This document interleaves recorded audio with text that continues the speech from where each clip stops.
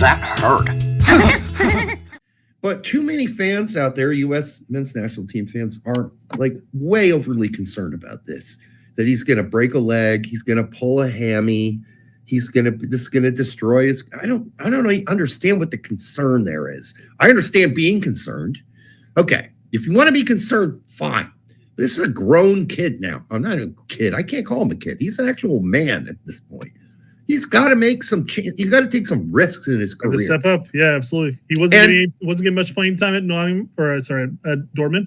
He's got to go down a step. Or I don't know if he's going to a better league. He's going to a better league. I would think Dortmund's probably a better team. And he wants to challenge himself. He's ambitious. He believes in himself. What's wrong with that? Mm-hmm. You think that, I know that Texas, that Nottingham Forest has a bad medical team. Compared to what? Dortmund? Holy fuck. They've got one of the worst medical teams out there. And then somebody's like, well, I just think this is going to be Doug McIntyre says, this is a bad situation, I think, for Reyna. Compared to what? Where he's at now, Dortmund? That's a bad situation. So you're assuming Nottingham Forest is going to be as bad or worse. You can't make those kinds of assumptions. We got to not coddle this kid, which brings up me and Lawless agreeing on something. Bunch of helicopter moms. I agree. Call up the ambulances, have them ready at the game. So as soon as he's injured, we can get him to the hospital immediately because it's going to happen. He's going to break. Yeah. He's going to get Stu Holden. Somebody's going to snap his leg in two places. I have no concern about Gio getting injured. I don't like the Forest fit. But listen, I understand that because Gibbs White plays his position there and Gibbs White ain't going anywhere. And he just, somebody's like, well, I think Gibbs White's coming back from injury. No, he's already back. He already played a game back from injury, Gibbs White. So he's already back, but he can play out wide too in this setup. Hold on. And I also, because I understand the bad fit being they're a team in promotion, they're in relegation battle. They're not going to tend to play an open style, possession style ball. But you know what? Let that be a learning experience for Reyna. Maybe he has to play some fucking defense, hustle. That's fine. It'll teach him some things. He's only there for 6 months. This isn't permanent. Let the boy learn, the man learn. Go ahead, Brett. Sorry, I had to get that out. I was just going to say, if he gets played out of position, who cares? You play that position to the best of your ability. Yes. And to your point, if he has to check back and forth, it's the same thing that BJ and Berhalter have started asking him to do anyways. And Terzic. You're going to have to start, Terzic, the big reason why Terzic doesn't rate him is like, I just don't rate his defensive ability on the ball. Like, right. You don't need to. That's the thing. Now, at Force, he might have to. But even then, maybe Gio has more offensive ability or more offensive capabilities to remain up higher, or he checks back and gets the ball and distributes. He was doing that for Dortmund at the very end anyways. He's really good in transitioning on counters. Yeah. So if they're looking for him to do that and to make that final perfect through ball, that's a good thing. I don't know why. Listen, nothing's the perfect fit. Okay, you could say, oh, well, Sevilla would have been a perfect fit. Would it be? I don't know. Some people were saying there was a whole host of teams like Bologna. Okay, fine. Maybe you would have fit in better there. But there's no such thing as a perfect deal and a perfect signing. I mean, wherever he would have gone, he would have had to work himself into the team. So there's no such thing as perfect. So you take the imperfect, or what do they say? The enemy of good is perfection, or whatever the quote is. But you're not going to get perfection.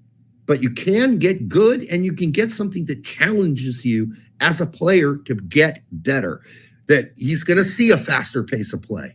This will be good for him, and I think he's up to it. So let's let him do it. Oh. Let's not helicopter mom this kid.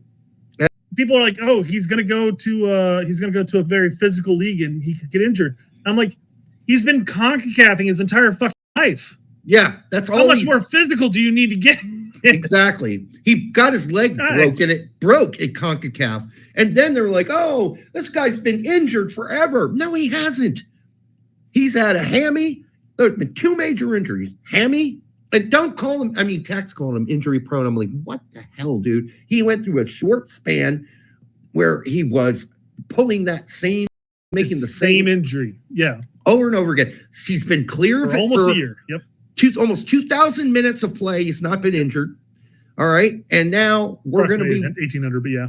Yeah, 1,800, 2,000 minutes he's played since the broken leg was healed, which is not something that has anything to do with being injury prone. When somebody breaks your leg, that doesn't mean you're injury prone. That means some motherfucker broke your leg. Okay? The Canadian motherfucker that did and that. Just an FYI, the 1,800 minutes is both club and country because he wasn't getting a lot of playing time at Dortmund. Right. So, I mean, it is 1,800, but it's 1,800 minutes. That's half of a season, roughly. Without being injured. Without being injured. Yeah. So don't let the perfect be the enemy of good. Thank you, Brian. Brian also follows it up with saying soft bones. Oh, yeah. He must have soft bones. And you know what? Who agrees with us? Well, this is worrying that he agrees with us, actually. Oh, no. But listen to what he says here. It's almost kind of morphed into a coddling of him. Yes. And I get it. Because I think we all, even at times, can be critical of him, and certainly over the last year and what happened with all that kind of stuff. That's one thing. Look, we're not stealing this content, guys, because we're talking how talented he is. Yes, and how that's good enough. Give a little bit of background there. We got copyright claimed by we got copyright union. We got copyrighted by Fox last time we used a 20-second clip. So we're just talking over him as much as we can. Hopefully you could hear what he's saying. But the basic bottom line, we don't need to play anymore. It's pussyfooting around him. We don't need to coddle this guy. He's a grown man at this point. He's got probably a huge bush of hair on his nutsack. Let him go out and go make his personal decision with his agent and challenge himself. And if he breaks his leg because it's let's say he gets Stu Holden. Yeah, that'll be horrible. But the chances of that happening are minuscule to none. Well, and I'm not sure if people are actually watching his gameplay anyways. When he goes into 50-50s with other players, it's usually the other player that's bouncing off of him. And there are times where he gets tackled, legit, down. Yeah, but he's a physical player despite the fact that he's also a creative player. That's not very common. Usually the creative players are the ones who get, He's 6'2". He's not a he's not a stick of a player either. If you look at him, he's a big boy. And nobody's just he's gonna get pushed around. This isn't Brendan Aronson. All right. And if Brendan Aronson can play in the Premier League but not break a leg, I think Reyna can probably get through it too. He took a bit of punishment too. Well, sometimes light punishment, but he ate a lot of grass. Yeah. Now you're saying, he'll pull a hammy. He could pull a hammy anywhere. Yeah. I mean, it doesn't really matter. If he goes to Italy, he still could pull a hammy. Hammies aren't exclusive to the Premier League. Last time I looked, there are plenty of players pulling hammies in the Italian league, the French league. You name the league, Germany, they all pull hammies. We just saw Sancho for Dortmund have a muscular problem. Right. The same muscular problem that Gio had for a year. So abductor. So anyhow, you got more clips to play. I'll let you go with your. Yeah. So is there any more laws here? There was, but that got the point across, and I don't want to risk getting slammed again by Fox. By the way, this is just because I'm telling you tact is wrong, doesn't mean I dislike tact. All right, I know we get in this point in this planet where if you disagree with somebody, then you think the other person's a turdsicle. Well, tact's not. He's not. He's a good guy, and we like him. We've had him on our show. We've been on his show. But he's just wrong. He's just wrong. And I don't care about all the red warning light, red flags he was talking about. They're not. Every signing in this situation, every loan even has its, okay, well, this isn't perfect. Oh, that's not perfect either. And oh, that's not either perfect. Perfect.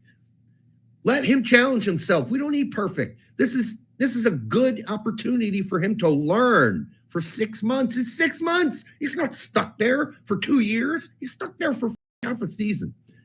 Well, and to your original point, as far as the fact that we may be disagreeing with tact here, I mean, it is healthy to have disagreements. It is healthy to have debates. we're getting to a point where people are we're kind of all merging into our own little echo chambers, and nobody really necessarily contradicts what other people are saying.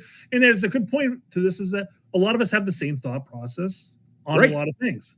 Right. But there are some things that we'll disagree with. And just because we're disagreeing with Tector doesn't mean that we think anything less of him or that we think he's stupid. Right. But it just means that we disagree with him on this particular item. And he's being stupid. No. he's being overprotective of the player. Yes. He's coddling him. And listen, if anybody would coddle him, that's his dad's job. Yeah. All right. And his dad obviously okayed this move. Well, I think Claudio's going, hey, I'm like 3 inches smaller than you, and I played in this league. Get your ass out there. I think he's smaller now. I know. I'm just saying. Claudio is like 5'10", maybe 5'9". Yeah, okay. I don't know where he got his height from. I think at his mom's side. Mom's side, yeah. And his balls.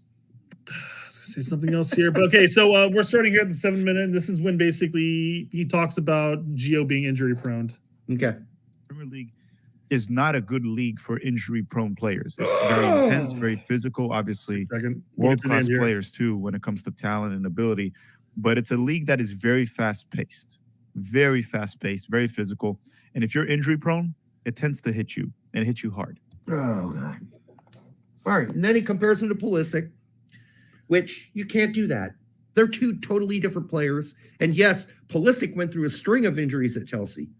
But I think Pulisic would tell you, and he said this in an interview, it was because I was trying and practicing just as hard in practice as I would in the game. And it did not set me up to be a healthy player on the field. Because as an American, he was taught to always go hard, 100% in practice. Mm-hmm. And nobody else does that in practice. Not the players who want to preserve their muscles and preserve their bodies. You don't blow your wad in practice. You got to save something for the game. And Gio doesn't strike me as a player who's going to go 110%. We found that at the World Cup, didn't we? Yes. Derek, what's the word that you always describe Gio's style? Languid. He appears to be languid. So what's the difference between him and Pulisic in that sense? Yeah, well, Pulisic's a little jitterbug. And Reyna. Reyna. Very talented. Both are talented, but is a gazelle. Yeah. He reminds me a lot more he reminds me of the way he runs like Steven Gerrard. He's languid. He looks like he's not going anywhere, but he is going somewhere. Mm-hmm. And I mean, at his best, Gerrard looked like he was slow, but he was never slow. He was just always 2 steps ahead of everybody, and he moved a lot faster than people thought he could too. That's Gio Reyna. Here's a great point. Not just that, Gio grew up in England. He grew up in England. So, I mean, the English style game is not new. It won't be new to him. No new language to learn either. Yeah. He's played against their style as a youth.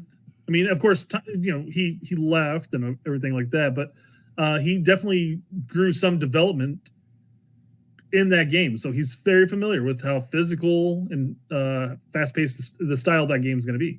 Yeah. And by the way, this quote, super chat, which isn't ours, S27, our brother. No, there is no option to buy. Nope. Absolutely zero. This video is also out like yesterday, I think. Right. But the news had already broken, though. True. Well, the thing was that at that time when the news broke, when the pundits were breaking it, they were saying, hey, it's a loan, no option to buy. But then there were a lot of other sites that were saying, no, there's still an option to buy. Well, so I don't know if those sites were going off of old news or what, but there's still some confusion in the air. Got to get manual Veth on your phone. That way you can ask and clear that shit up, because there is no option to buy. There's always an option to buy. Theoretically, Nottingham Forest could come back and say, if they stay up the season, and go, he was so integral in what he did here, even though there's not an option to buy, we'd like to work one out right now at the end of the season. How about we give you 40 mil for this kid? Yeah, then there's always an option to buy. All right. Sure. Yeah. All right. So here we're going to get into the point where Tech does what most people who call him injury prone do, and that's to focus on his history of injuries. Makes sense. Right. But there's always, and he even talks about the context. So I can't say the same thing that I normally bring up whenever everybody else brings this up. But some of you might say he hasn't had a muscle injury in a long time, which is true. His last injury was a broken ankle because of the rude Canadians. But at the same time, until proven otherwise, he is injury prone. Like you're gonna say, he hasn't really gotten injured this season. Like no, that's not how logic works. Oh no, shit, he hasn't been playing. Okay, but we just said he has been playing, and he's been playing in CONCACAF. He's been playing some minutes for Dortmund, and if you add all those minutes up, it's almost 2,000 minutes. He hasn't had a hammy issue since. Champions League. We talk about the fast pace and physicality of England. Champions League. Yeah, exactly. I think we're good to go. And no, you don't label a player injury prone until otherwise. That's not how it works. Take the training wheels off at this point. Come on, guys. If you want to see what's injury prone looks like, go look up Fabian Johnson on Transfer Market, and then go look at his injury history, which is in the statistics section. There is an injury prone player. Or go look at Jordan Morris, even though not all his injuries are, his fault either. It's just you can't just label players things just because they were 2 years ago. This whole argument about the injury prone is the fact that if you go and look at his injury history on Transfer Market, this show is not brought to you by Transfer Market, by the way, guys. But, I know, but Manuel's getting a shout out tonight. If you go and look through the history, you'll see.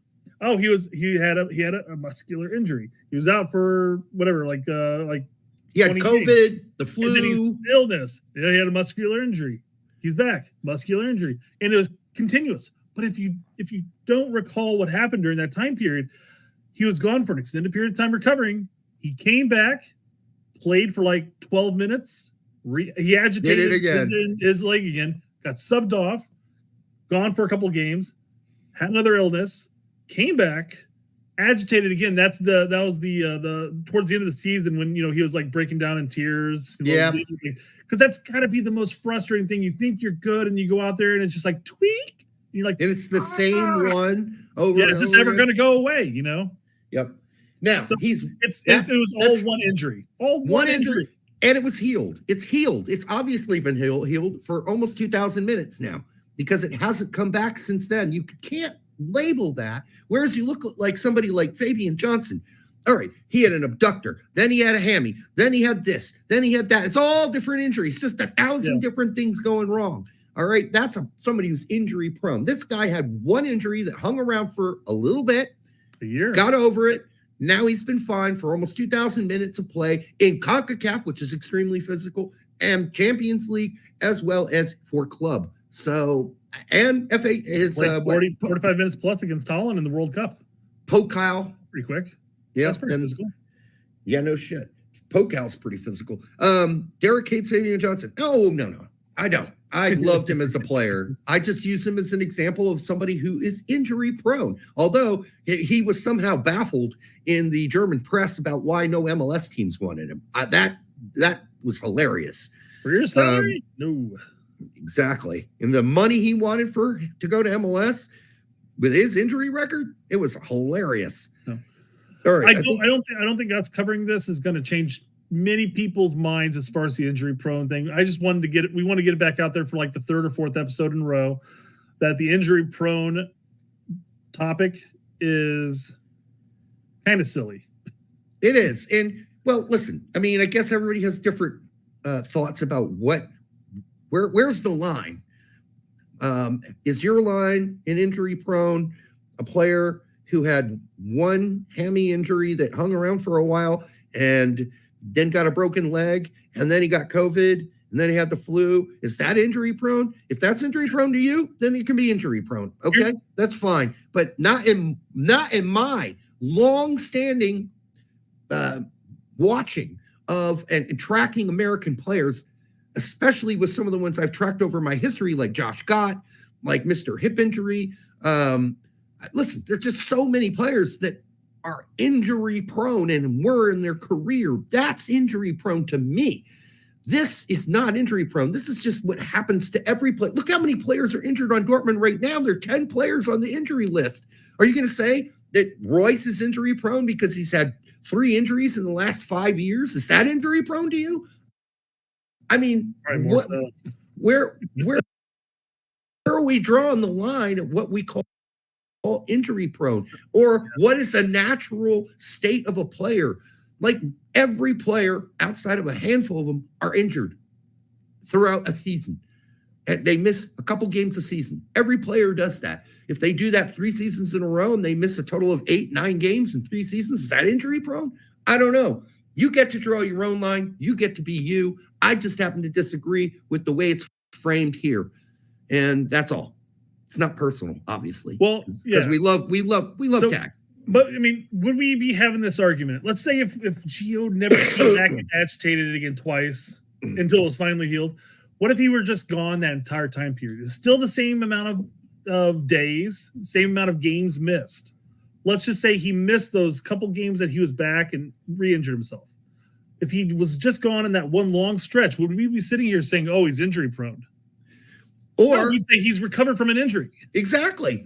Well, and it could it be that medical team at the time that was all fired, by the way, was giving Reyna bad advice that he was ready, he was capable of coming back when he wasn't ready to come back, and he would come back too early? That staff got fired, by the way, Yeah, all that staff got fired. And were they pushing him out too early because of what they saw, the potential they saw in him and how he was playing with Holland at the time? Mm-hmm. They were rocking it. They were killing it. So him not being able to play, that's not good for Dortmund. They need him on the pitch. They want to challenge Bayern for the championship. They need their best players. So they pushed him out too early. Does that make him injury prone? Or does that make that a shitty fuck group of doctors at Dortmund that all got fired? All right. So, I mean, and half the team was injured, by the way, back then. Yeah. In that stretch, that Reyna was also injured all the time. They were known as the worst medical team in the Bundesliga. That's why they all got fired. Daniel says only McKennie could transfer to Dortmund and not get injured. Well, if he got injured, he'd be back 3 weeks before he's supposed to be. Jack Pineda for $5. Thank you, brother. Maybe Gio got an emergency circumcision. That wasn't on his list of injuries, by the way. I think it's a muscular injury. I mean, I've gone through Transfer Market's list of injuries. They have certain categories of them. Some of the ones that are missing, that's one of them, circumcision. The other one is herpes or venereal disease, and the other one would be testicular. There's no category for testicular damage, and that's weird to me. And I'm going to write Manuel after the show and say, you got to add these. Correct it. Plenty of guys are injured their left testicle all the time out there. Tom, 120 in here. Hit the likes. Yeah, please, guys. Hit the like. This is when Tack talks about the extension. Are we still doing more Tack? We got a hammer. I got 2 clips from him. Yes. We got a hammer in the nuts a little more. Hammer. Right. Yeah. He's got to learn somehow, Derek. All right. What do we got? Thanks. And according to information, Borussia Dortmund have extended Gio Reyna's contract from 2025 until 2026. So we knew that. Essentially, his contract now goes all the way till the 2026 World Cup with Borussia Dortmund. Okay. I don't think that's a good thing. Why? I don't think. Sure, try to understand it this way. If Gio Reyna went into the summer of 2024 with 1 year left in his contract, Dortmund would essentially have to sell him. I'm going to pause him here real quick. Okay, they plan to sell him anyhow. Yeah, well, the thing is, Dortmund's board came out and said we're not going to go into the first year of his last year of his contract without something decided. Absolutely. Because, again, we talked about this. What happens if he gets to the last year of his contract? His value is going to drop. Yes. And am I going to pay $15 million for him right now? No, they're going to pay like $8 million for him at that point. Yeah. And that's why this deal by Mendes, his new agent, was so spectacular, because not only did he get the loan that Reyna desperately wanted, maybe not to the perfect team that we all were hoping for, but not only did he get the loan, but he also gave Dortmund something back to allow them to recoup and hopefully make more than 15 million off of them, because that's what they were asking for this window. But get back to maybe making more around 20, 26. At one point, it was $40 million that Reyna was worth. Now he's down to 15. Okay, so this gives them time. They can play him for one more season when he gets back for this loan. Terzic will be gone. Hopefully the coach will be different. and Reyna will get to play, and they can get that $15 million up to 35 and then sell him. It's a win-win for everybody. This is not bad news for Reyna. It's not bad news for Dortmund. And Terzic, you've got to keep in mind when Tech says this, Tech doesn't seem to be taking into account that Terzic is gone. And this could all change. The way the new coach approaches this could be totally different. You could get back to the old Dortmund ball of playing younger players. We'll see. And he's not young anymore, by the way, Reyna. I mean, 21, 20. You got hair on your nuts. Well, remember Dortmund, only a couple years back, we're talking about how they wanted, and I use the term franchise player, but I know they don't have quote unquote franchise players. Right. But they definitely saw Reyna as a long-term investment. Absolutely. And that's why the fucking Dortmund board came out and billed, and we reported on this weeks and weeks ago. They were upset with Terzic for not playing the younger players, and they specifically picked out Reyna. I think Mukoko was mentioned in there as well. Hey, what the fuck, dude? You're ruining the value of these players by not playing them. Mm-hmm. Why are you doing this? And then the only young player that really got a lot of extra time was Bino Gittins, and he doesn't look, to me, I'm not impressed by this player. Maybe that's me. Maybe you are impressed by him, but he looks like a selfish player who keeps his head down when he dribbles and doesn't look up for passes, at least in the 10 or so games I've watched this season for Dortmund that he's played in. But that's my personal opinion. You don't have to have the same one, obviously, but I've not been impressed. But go ahead. Sorry. Jasper says the extension just protected his value. Absolutely, Jasper. This is a win-win for everybody. It's a win for Reyna, gets him out of Terzic's web, and it gets him some experience playing in a faster league and, more physical league. But I think the big boy can handle it.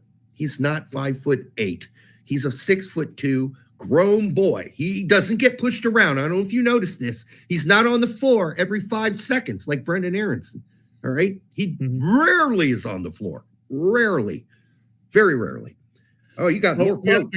We got Marsh pulled up here, and I've got one more for Tact after this, but we got Marsh pulled up here because he's going to go into talking about the why players do a short-term extension or why they renegotiate for an extension in their contract, even when they probably should be transferring out type thing. Right, because CCV did it too.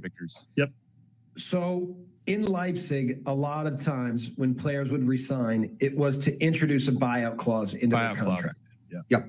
And so they would obviously sign for more, but then they would create, and then the club and the player or the agency would agree that in a summer window or this summer window, if we can get this fee, then we'll let the player go.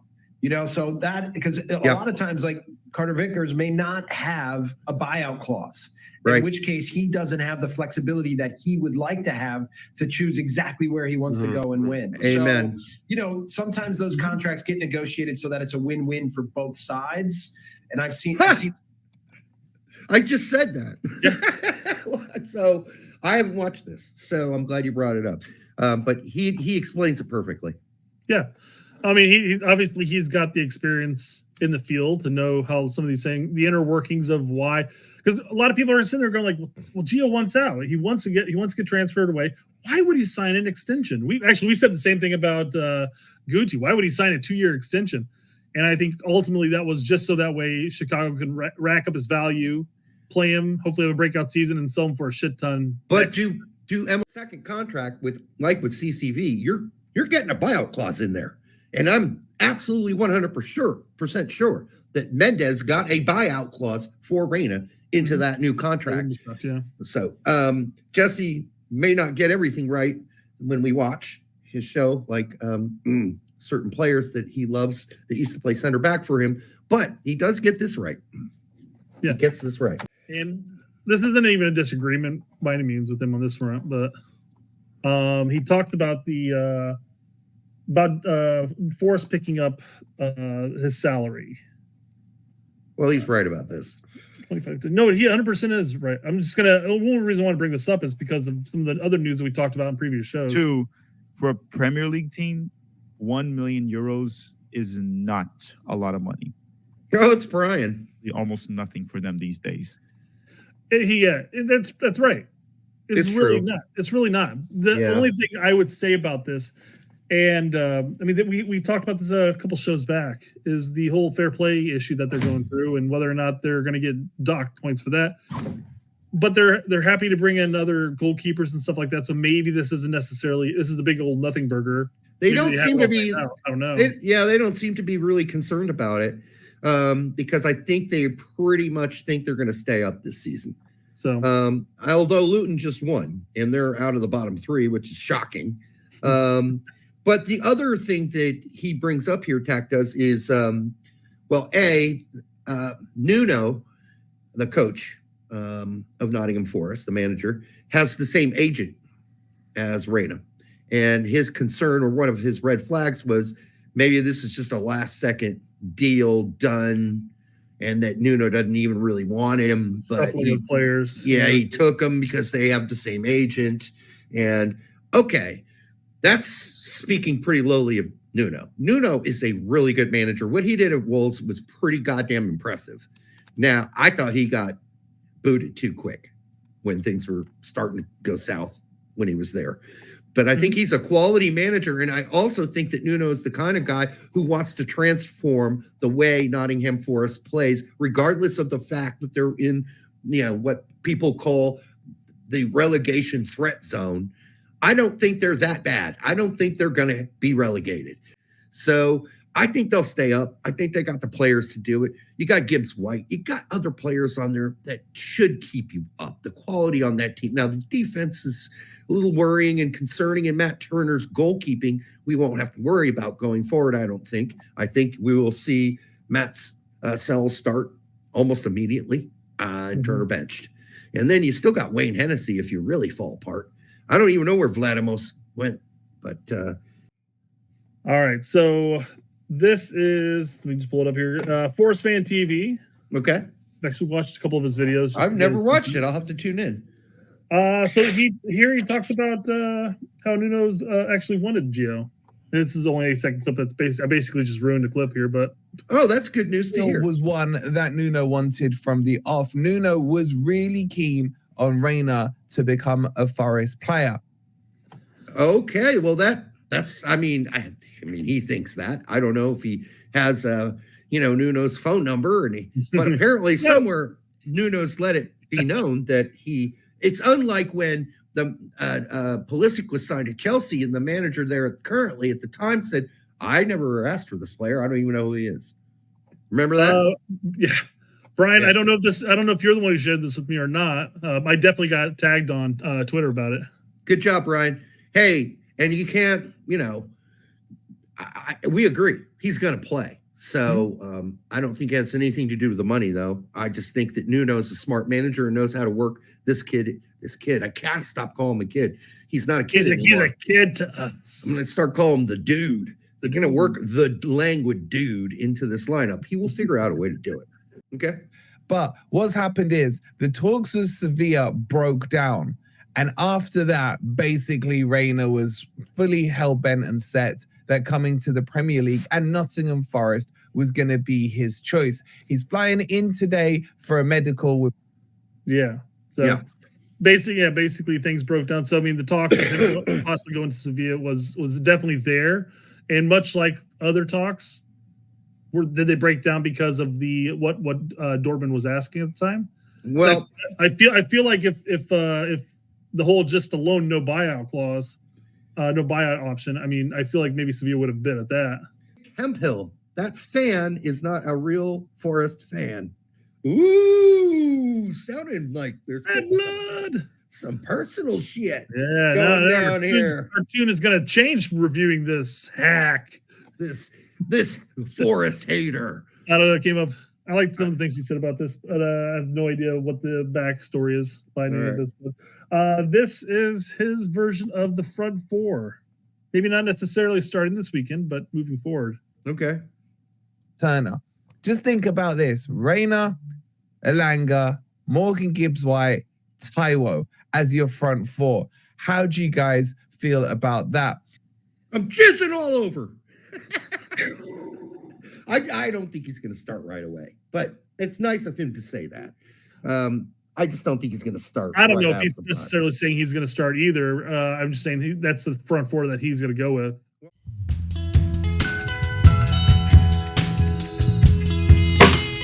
That hurt.